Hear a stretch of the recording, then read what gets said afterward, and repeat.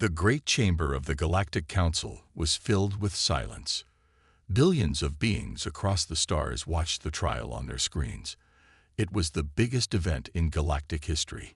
In the center of the shining hall, a single human stood, calm, proud, but alone. His name was Commander Elias Ward. He wore no armor, only a dark suit with the symbol of Earth on his chest. Around him, leaders from 100 alien races sat high on silver chairs. Their eyes glowed, their voices cold. They were the judges, and he was the last voice of humanity. A deep voice echoed across the room. It belonged to High Speaker Vorel, the leader of the council. Commander Ward, you stand here not as a soldier, but as a representative of your kind. You have been called to answer for humanity's crimes. Elias didn't blink. He looked straight at them. I will speak, he said. His voice was steady, but inside, he knew the outcome was already decided.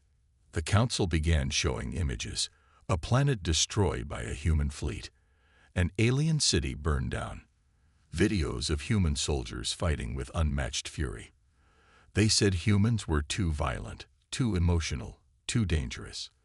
They said humans could not live in peace with others. But Elias had seen those battles. He knew the truth. We did not start those wars, he said. We defended ourselves. We protected our allies when you turned your backs. We gave shelter to the weak when you ignored their cries. A cold silence followed his words.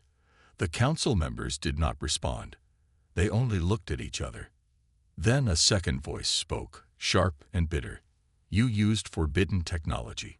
You made weapons that even we fear. You broke the peace codes. Elias stepped forward. And you banished us from research halls. You blocked us from the knowledge exchange. You feared our minds from the start. A whisper ran through the room. He paused. Yes, we advanced quickly. Yes, we are different. But fear is not justice. The council didn't like that. High Speaker Vorel rose from his seat. His robe flowed like smoke. The evidence is clear. Humanity is too aggressive, too dangerous, too wild.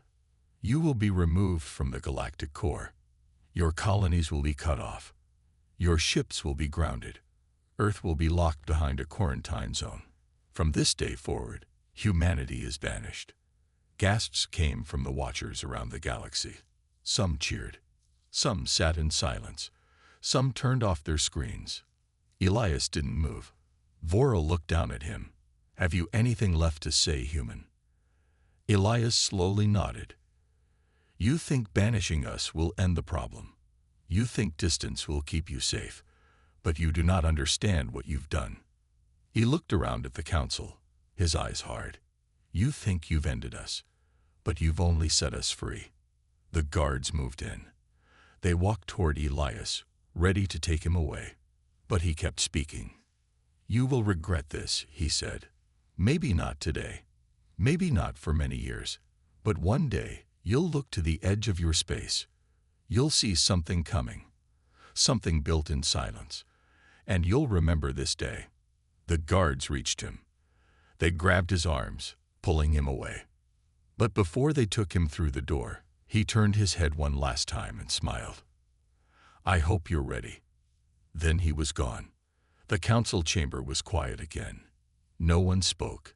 Even High Speaker Vorel seemed unsure for a moment, but the decision had been made. Across the galaxy, humans were forced out of council space. Human ambassadors were pushed off alien worlds. Trade routes were shut down. Research stations were taken over. Earth went dark on the galactic map. Most thought humanity would fall, that without help, they would weaken and fade away. But they were wrong. Far away, in the black zones of the galaxy where council law meant nothing, something was already happening. Human ships, silent, black and fast, moved like shadows between stars.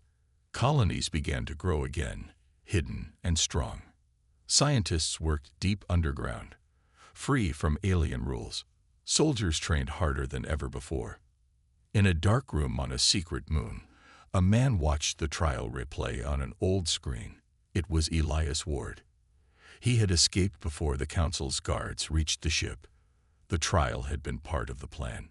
He smiled, just a little. Let them think they've won. Behind him, a wall lit up with maps. Red dots showed secret human bases. Blue lights blinked as new ships came online. Engineers worked silently. Drones flew between towers. Weapons glowed on metal tables. Humanity was not hiding. They were preparing. Elias turned and spoke to the leaders in the room. We've been pushed out. Now we build our own empire. One of them asked, do we go back? Not yet. Elias said, let them sleep. Let them believe their galaxy is safe. He paused, looking at the stars on the screen. When we return, it won't be as exiles. He narrowed his eyes. It will be as rulers. And far away, beyond the stars the Council could see, the future of humanity had already begun. The Galactic Council had cut all ties with humanity.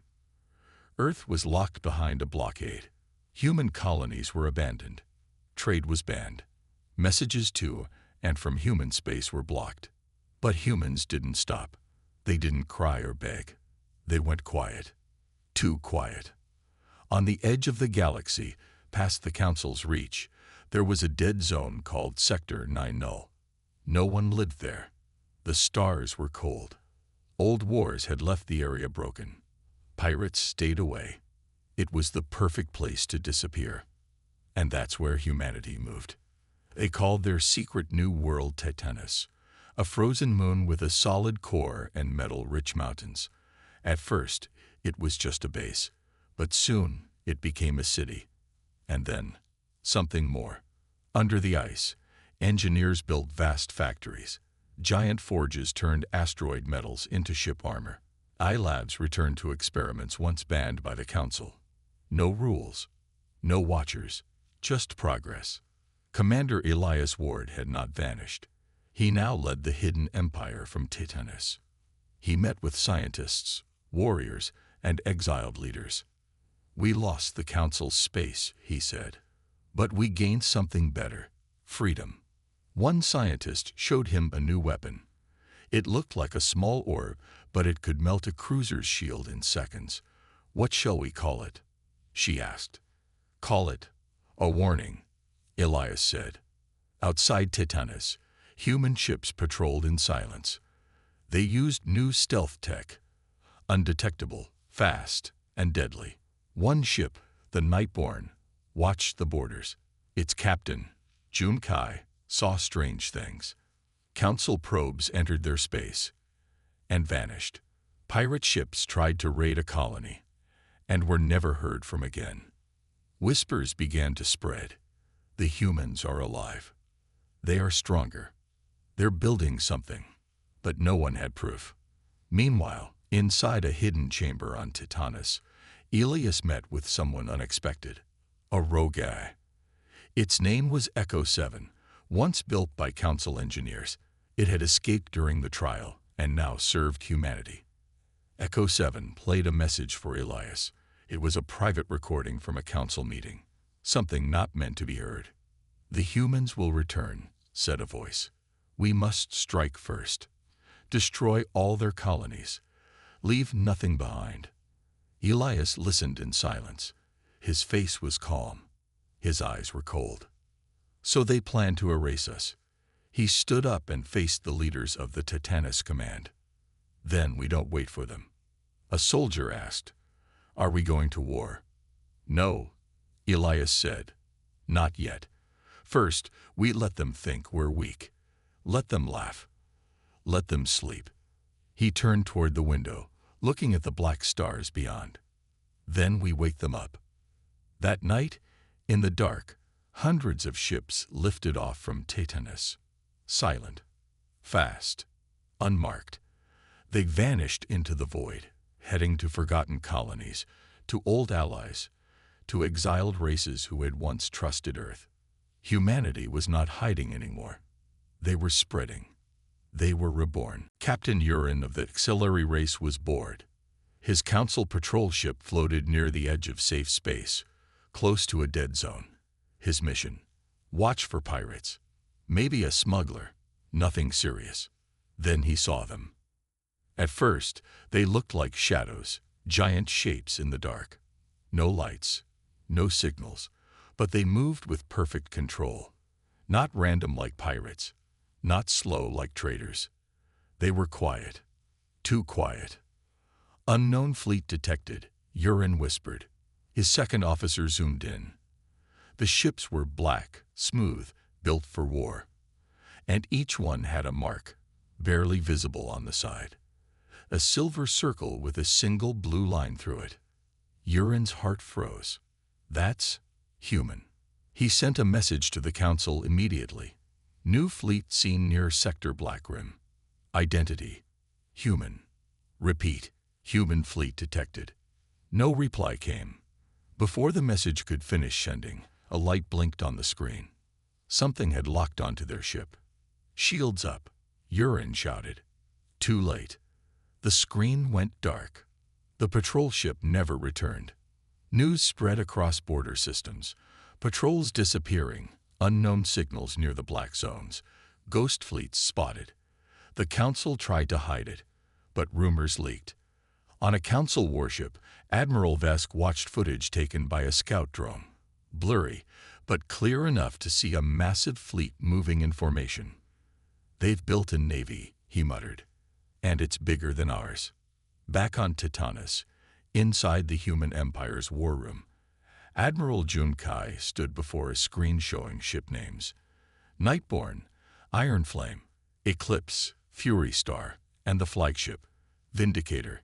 Each ship was loaded with weapons never seen before. Energy blades that cut through asteroid fields. Armor that adapted to enemy fire. Drones that moved like shadows. Each one built in silence. Each one ready. Commander Elias Ward entered the room. Fleet status, he asked. Ready, June replied. 72 capital ships. 200 fast attack units. Stealth systems tested. Weapon platforms operational. Elias nodded. He looked at the hologram of the galaxy. Council space glowed blue. Human space, red and expanding. We don't attack, he said. Why not? Asked one of the generals. We can win now. Because we don't just want victory, Elias said. We want fear. We want control. We want the Council to look at the stars and ask, what are the humans doing now? Later that week, 5 human ships appeared near a trade route, not attacking, just watching. Council traders panicked. Escorts were sent, but by the time they arrived, the ships were gone. Another week, a human probe sent a message directly to a Council colony. We are watching. You forgot who we are. Soon, you will remember. Council leaders gathered in secret. Fear began to grow. They're testing us, one said, pushing our borders. They're not the same as before, said another. They're smarter. They've evolved. On Titanus, Elias stood in front of the fleet, thousands of soldiers and captains ready for orders. Years ago, he said, they cast us out. They called us monsters. But monsters don't build peace. We did. Monsters don't protect the weak. We did. They feared our strength, not our actions. He pointed toward the stars. Now they see our strength again, and they're right to be afraid. He raised his hand. Deploy the fleet, keep to the shadows. Don't fire unless fired upon. Let them see us. Let them know. He paused. The humans are back. And as the stars turned above Titanus, the Black Zone fleet spread out across the galaxy, silent, watching, waiting. Humanity had returned, and this time, they were ready. The world of Zorin was dry and broken. Long ago, it was rich with life. But then the Council came. They took the land, mined its core, and left it to die. The people of Zorin, tall, dark-skinned reptilian beings, were once proud warriors. Now they lived in the dust. Then one day, a ship came down from the sky. It wasn't Council. It was human. The people gathered around as the sleek, black transport opened. Soldiers stepped out, silent, calm, armed. But behind them came someone unexpected. Ambassador Lionvolz, a human diplomat, wearing no armor, only a silver badge and a calm smile. "I come with no weapons," Lion said. "Only words." The Zoran chief stepped forward, his eyes narrow. "We remember your kind." "We remember you too," Lion replied. "That's why we're here." Elsewhere across the galaxy, similar meetings took place. Humans reached out to the Corel nomads who had lost their fleets after the Council let pirates attack. To the Vrani, a race whose water world was poisoned by Council mining. To the Tolari, scientists banned from Council labs just like humans were. Each one had history with the Council. Each one had a reason to be angry. Each one listened. On Titanus, Elias Ward watched the reports. He stood in front of a galactic map. Red dots, human space. Yellow, new allies. "They left us in the dark," he said. "Now we bring others out with us." Admiral Junkai asked, "Can we trust them?" "We don't need trust," Elias replied. "We need shared pain, shared memory. That's stronger than treaties." On Zoran, the talks continued. "The Council abandoned us," Chief Drock said. "You expect us to fight for you now." Lion Vos shook his head. "Not for us. With us." He held out a tablet, showing files, proof of Council crimes, recordings of secret meetings, and maps of coming attacks. "The Council fears us now," he said. "They will move against us both, but together we can stop them." The chief was silent. Then he looked up at the stars. "When do we begin?" Weeks passed. Silent ships carried new weapons to Zoran, to the nomads, to the Tolari. Humans trained alien fighters. Alien engineers worked in human labs. The Black Zone fleet grew larger and stranger. Council scouts reported seeing hybrid ships with mixed tech. They didn't understand what they saw. But the truth was clear. Humanity had made new friends, friends who had nothing left to lose. Inside the war room on Titanus, Elias spoke to his command. "They tried to erase us. Instead, they reminded us who we are." He looked at a screen showing the names of new allies joining the human cause. "We are no longer just Earth. We are something bigger, a voice for all those the Council crushed." He paused. "And now, that voice will speak." Back in Council space, whispers turned into fear. "We're seeing unity among former enemies," said one general. "This isn't just a fleet," another said. "It's a rebellion." High Speaker Vorel frowned. "Then we crush it, before it becomes a storm." But it was already too late. The storm had already begun. And humanity was at its heart. The colony of New Arden was quiet. Farmers worked the fields. Children ran through clean streets. Some were human. Some were Zoran. Others were Corel and Tolari. It was one of the first united worlds, built in secret, protected by humanity's promise. Then the attack came. No warning, just fire. Council warships broke through the skies like burning arrows. They didn't ask questions. They didn't speak. They fired. The city's defense grid held for a few seconds. Then it fell. Towers crumbled. Fields turned to glass. People screamed, running for shelters. The Council's plan was clear. Send a message. Destroy the symbol. End the rebellion before it spreads. But they made one mistake. They thought no one would fight back. Deep underground, a small command center came to life. A beacon lit up. Code Iron. Defense Protocol. Commander Ray Trask, a human war veteran, stood and gave the order. Activate the Phantom Guard. From hidden bunkers, black armored soldiers emerge, human and alien. Silent, trained, ready. They weren't here to protect a city. They were here to teach the Council a lesson. Above the colony, Council Captain Jex watched from his cruiser. "Easy win," he said, smiling, just like the old days. Then his screen turned red. One by one, his ships began going dark. Enemy fire? He asked. No, the officer said. Something worse, something inside the ships. Onboard footage showed strange drones crawling through vents. Small, silent, deadly.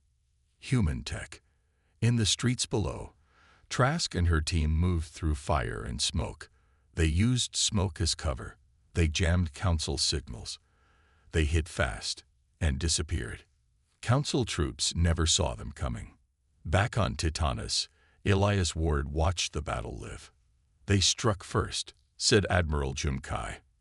And now, Elias said coldly, we strike back. In less than an hour, half of the Council fleet over New Arden was gone. Some were destroyed. Others simply vanished. Trask stood on her rooftop as the last cruiser limped away. Her armor was scorched. Her team stood beside her, bloody but alive. They thought we were still the same, she said. They thought wrong. The Council High Table met in secret after the loss. How did they do this? One shouted. They were supposed to be scattered. They're not scattered, said Speaker Vorel. They're organized. They're trained. And now, they're angry. A message appeared on every Council channel. A human voice. Calm. Clear. Cold. You burned a world full of children and peace. We gave you a chance to leave us alone. You chose war. Now face what you created. The galaxy watched in shock. The humans had not only survived. They had just won a battle against the most powerful force in the stars. And now, they were coming. End of Part 5.